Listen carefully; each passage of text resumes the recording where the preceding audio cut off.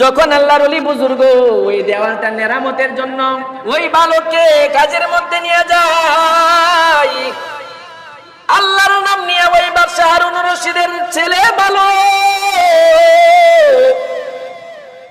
কাজের মধ্যে বিসমিল্লাহ বলিয়া কাজ শুরু করে।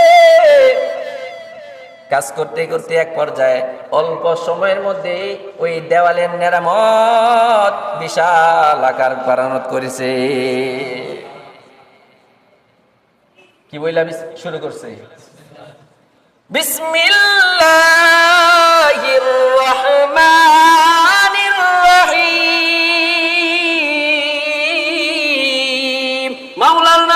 মাওলার নাম নিয়ে যখন কাজ শুরু করেছে, আমার মাওলা ফেরেশতাকে ডাক দিয়া বলে, ও ফেরেশতা, আমার বান্দা কি যেন বললো?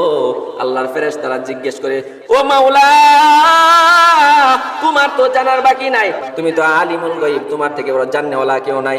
কাজ করার শুরুতেই তোমার বান্দা বিসমিল্লাহ বলেছে।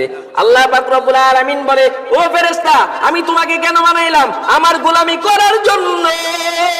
আমার বান্দাকে কেন বানাইলাম? গোলামি করার জন্য। আমার বান্দা আমার নাম নিয়ে শুরু করেছে, যাও তোমরা আমার বান্দার কাজে সহায়ক হয়ে যাও।